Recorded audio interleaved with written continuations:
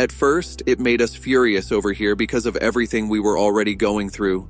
The anger burned hot and fast, so much that we said we wouldn't even respond. But eventually, we chose silence instead. We ignored it because we knew exactly what we were fighting for and why we had been there for more than 50 years. Dale Evans spent her life standing beside America's most beloved cowboy, smiling, singing, and preaching faith with unwavering calm. Yet, near the end of her life, that peaceful surface finally cracked, all because of one powerful actor.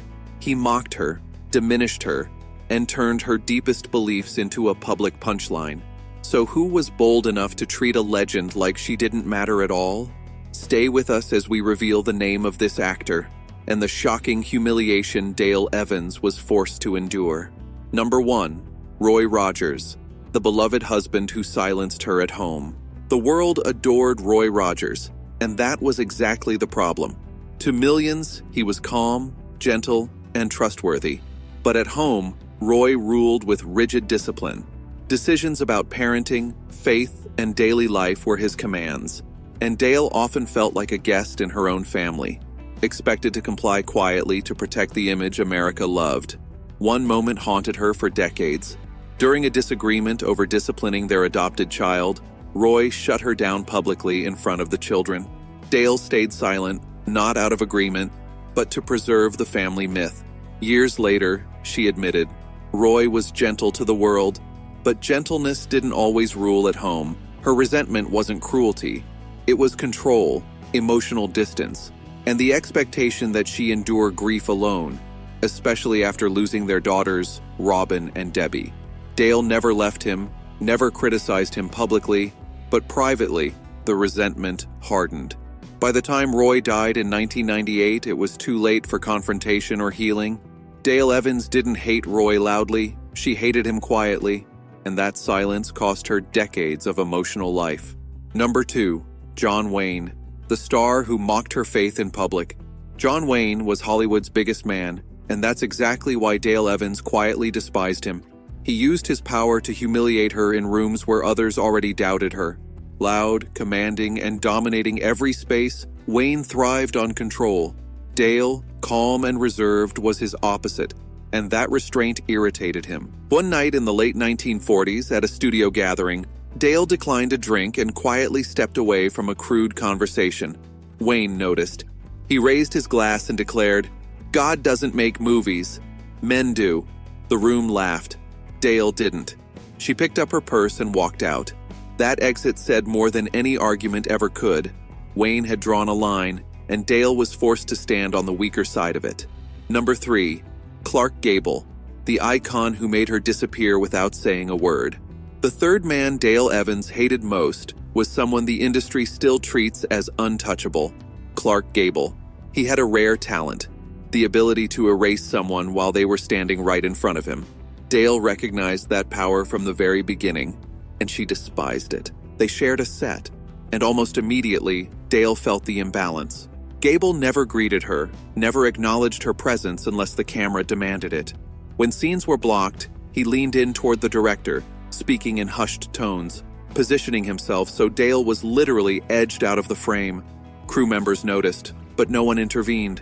Gable had habits everyone understood. Rehearsals became optional when the scene didn't center him. Call times shifted when women carried emotional weight.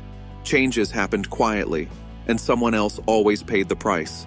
During one scene they shared, the cameras rolled smoothly and the dialogue flowed.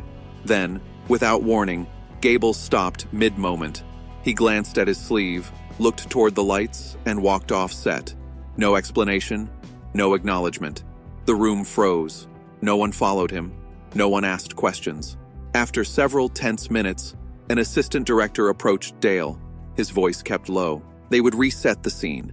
The rewrite removed Gable entirely. The focus shifted. The camera stayed with her. That was the message. Later, Dale learned this behavior wasn't unusual. Gable's reputation shielded him. If a scene didn't elevate him, it changed. Women adjusted. Careers survived by staying silent. Years later, she summed up the resentment to a close friend in one sentence. "He didn't insult me. He made me irrelevant." Dale understood that confrontation would have ended her career, while silence preserved it, and that choice haunted her. To Dale Evans, Clark Gable became proof that Hollywood didn't silence women with words. It erased them with indifference, and that kind of hatred lasts far longer than anger ever could. Number 4. Jean Autry, the rival who smiled while quietly blocking her career. The fourth man Dale Evans despised was Jean Autry, the rival who hurt her quietly. He didn't attack openly. He used timing, favors, and subtle moves to close doors when she wasn't looking. That quiet control made him more dangerous than anyone else.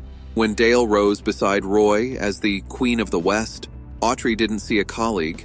He saw a crack in his empire. Scripts stopped coming. Invitations vanished. A radio appearance was rescheduled.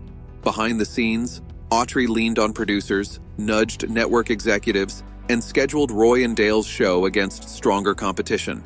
One producer finally said it plainly: "Jean doesn't want you getting too big." Dale understood immediately. He was targeting her. What stung most was the performance.